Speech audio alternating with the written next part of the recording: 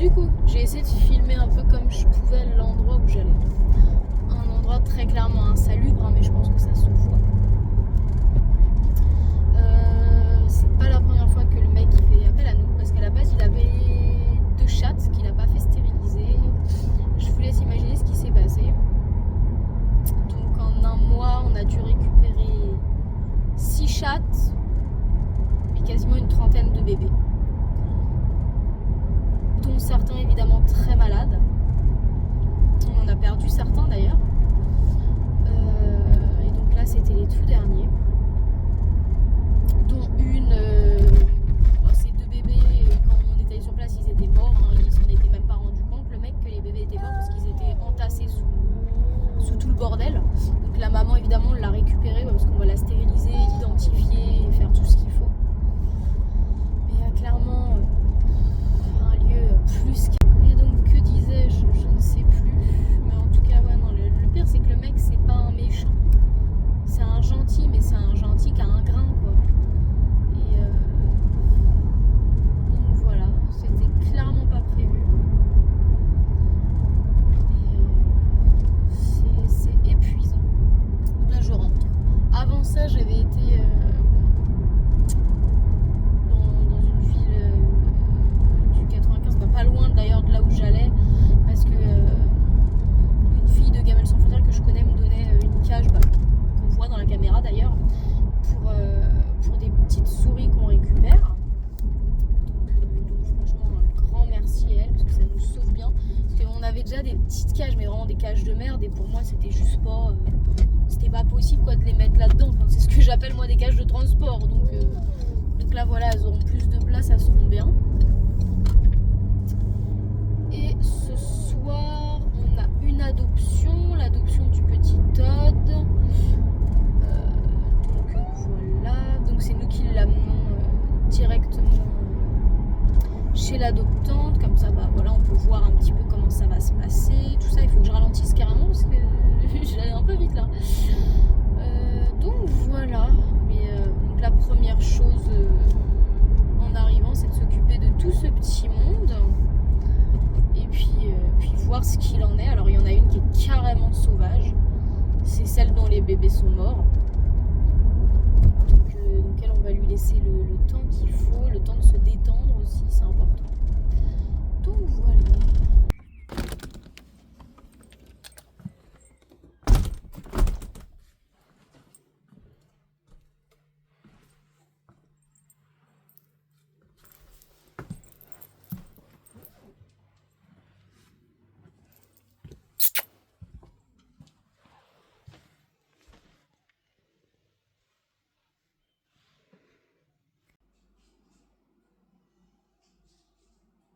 Tu montres comment t'es mignon, mon bébé. Il montre comment il est mimi. Oui. On va aller chez ta nouvelle maman. Oui. Je mets en route mon cœur. Bah oui. Du coup, je viens d'arriver chez Emma. Ma secrétaire pour ceux qui arrivent en cours de route. Je l'attends, je sais pas ce qu'elle fout. Et ensuite, on va au rendez-vous. Nos différents rendez-vous, quoi. On enchaîne. Donc voilà. Du coup, on est en cours on est en train d'y aller. Il y a la secrétaire qui est là. Et donc voilà. Le petit loulou, il est au bout de sa life. Mais on est bientôt arrivé.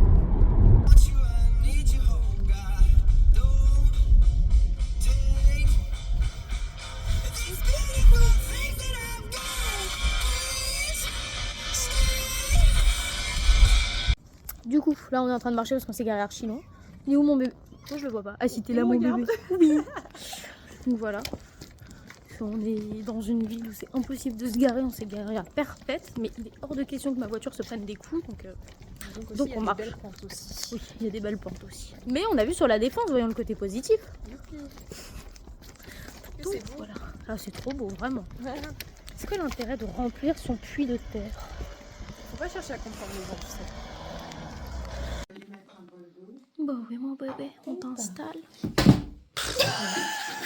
T'as pas envie de rester sur Tata Emma? T'as pas envie de rester sur Tata Emma? Du coup c'est rendez-vous chez le vétérinaire.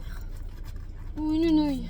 pour Ghost et pour un chat qu'il faut stériliser et identifier. Donc on est parti. Oh ma Lulu, bah oui on est contente. Tu vas être moins contente quand tu vas voir où on va. Donc c'est une louloute Ghost. On s'est rendu compte qu'elle avait sans doute un piomètre, qu'elle avait manifestement peut-être des tumeurs mammaires, etc. Enfin bref, pas top top. Hein. En même temps, un chien de 6 ans qui n'a pas été stérilisé, je vous laisse imaginer. Donc à la base, on était parti sur une simple ovario. Au final, ça va être une ovariohystérectomie avec biochimie, NFS, etc. Pour tout contrôler.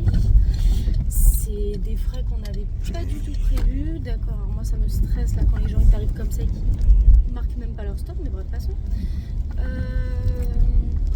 Bref, le résultat étant, c'est que voilà, on avait de base, moi je m'étais fixé un prix que ça nous coûterait. Au final, ça va nous en.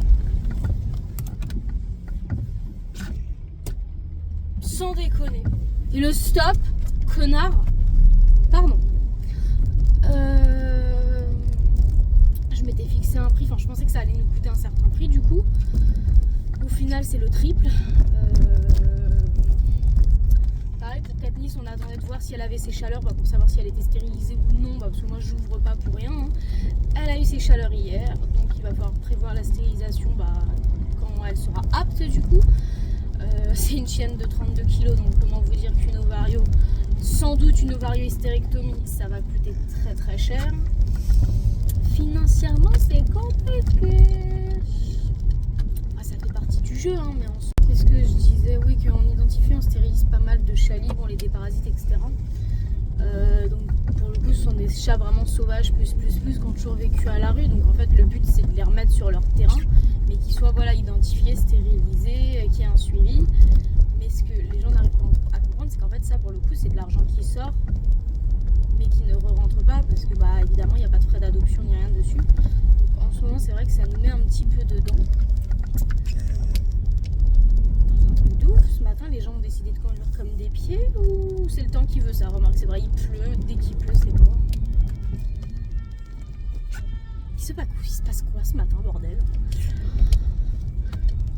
Et donc voilà, c'est vrai que ça nous met un petit peu dedans. Après, c'est quelque chose qui est important à faire vraiment parce que c'est une catastrophe la reproduction chez les chats errants. C'est d'ailleurs pour ça que les assos se retrouvent blindés de portée. Donc voilà. Mais c'est vrai qu'une aide financière en ce moment ne serait pas de refus, chose qu'on n'a pas. Donc voilà, donc là clairement je suis en train de me demander comment on va faire, je suis en train de voir comment on peut réduire le budget encore un peu plus. Le souci étant, c'est que à force de réduire le budget, on ne peut plus réduire en fait. Donc voilà.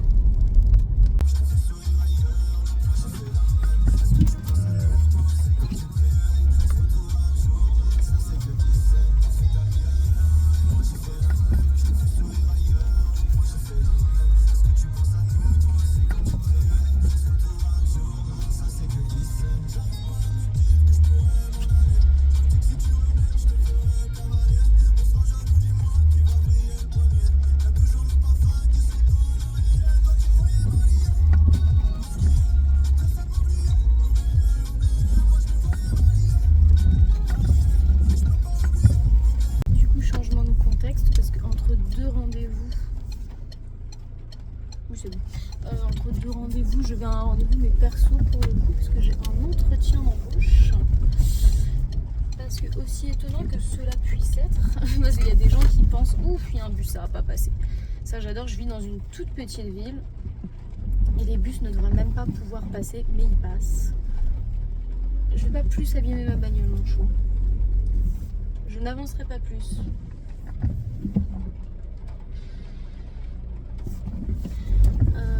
Que disais-je? Oui, non, je vis dans une toute petite ville où genre les rues, tu peux même pas passer à deux voitures, alors un bus et une voiture, la cata. Et donc oui, en fait, beaucoup de gens pensent que je suis rémunérée par l'association. Comment vous dire que l'association n'a même pas de quoi me payer l'essence quand je fais des déplacements pour l'asso? Donc non, clairement pas. C'est vrai que ça me fait beaucoup rire quand les gens ils disent « Ah, vous avez un autre travail à côté ?» Oui, oui, clairement. Et donc voilà, donc j'ai un petit cité entretien, j'ai un peu de route, j'ai une demi-heure de route. Mais je suis partie avec une demi-heure d'avance en plus de la demi-heure de route parce qu'a priori c'est galère de se garer. Et je suis quelqu'un d'extrêmement angoissé. Donc voilà, ça fait partie du job parce que souvent les gens ils me disent ah bah vous répondez pas tout de suite, vous n'êtes pas 100% disponible. C'est vrai que des fois j'aime bien faire un rappel. Bah non, avec ma secrétaire on travaille. On a également une vie à côté. Elle a également une vie à côté parce que pour moi ma vie j'en ai plus trop. Mais j'ai quand même une vie professionnelle à côté, hein, pas le choix. Donc c'est pour ça que des fois, oui, non, on ne répond pas forcément tout de suite au téléphone ou alors bah, on va mettre plus de 10 minutes pour répondre à un message. Des fois, les adoptants aussi qui nous disent oui, j'aimerais récupérer l'animal à telle heure.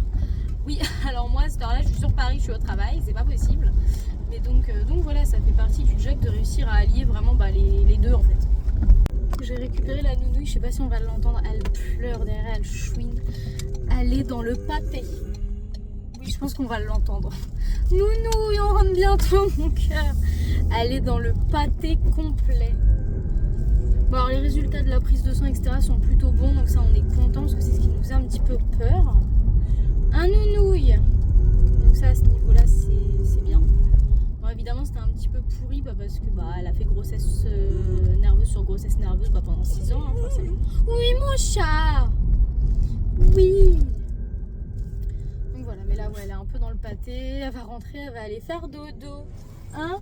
Oui mon chat, tu vas aller faire dodo. Mon bébé. Oh petit cœur. Il y a le chat. Alors ça me rassure, les vétos l'ont trouvé aussi sympa que moi, donc je me dis que c'est pas moi le problème.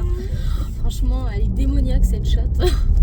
Mais bon, alors elle, du coup, pour le coup, ça a été une ovariohystérectomie bah, parce que l'utérus il était immonde, clairement. Hein. Donc elle a dû faire porter, surporter, cette pauvre chatte. Donc voilà. Est-ce que vous l'entendez? Ouais, je pense qu'on l'entend forcément dans la vidéo. Mon bébé! On lui a pas mis de collerette bah, parce que sur le chien nu n'est jamais fan des collerettes. Donc je lui ai passé le pyjama de mon propre chien qui fait pile la bonne taille, donc nickel. Enfin, c'est un pyjama spécial médical en fait, qui est vraiment bien foutu, étonnamment. Enfin, étonnamment, non, c'est rien d'étonnant, mais c'est cool quoi. Donc voilà.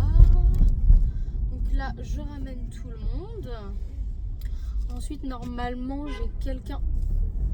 Passe au-dessus, passe au-dessus. C'est. Vas-y, fais ça, mon pote, je te jure, je vais rouler à 2 à l'heure.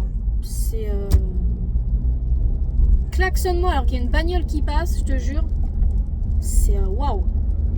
Les gens sont excités en région parisienne. Il y a une voiture qui passe, je ne peux donc pas passer, ou alors j'éclate mon rétroviseur, on me klaxonne. Mais passe au-dessus, mon pote. C'est un truc de ouf, ça. Et je ne sais plus ce que je disais du coup. Oui, si j'ai quelqu'un qui doit passer parce que je fais un don de harnais pour une personne en situation précaire qui a un husky qui tire énormément, qui n'a pas les moyens du coup de s'acheter un harnais adapté, donc le chien se bousille à chaque fois. Donc voilà, donc la personne doit passer pour qu'on lui essaie un harnais. Et je crois que c'est tout. Ça va? Nounouille? Ghost? Bébé? Tu veux plus me parler? Tu boudes? Tu boudes? C'est pas gentil de bouder. Oh, mon ananas, pardon, mais t'avais pas le choix, il fallait le faire. Comme ça, maintenant, t'es tranquille en plus. Elle est au bout de sa vie, Nounouille. Oh, bah oui. Oh, c'est un gros malheur, ça. Hein. Oh, c'est un gros malheur. On n'a plus ses ovaires. Oh là là là là là là là là là là là là. C'est triste. Oh, c'est triste. Bah oui.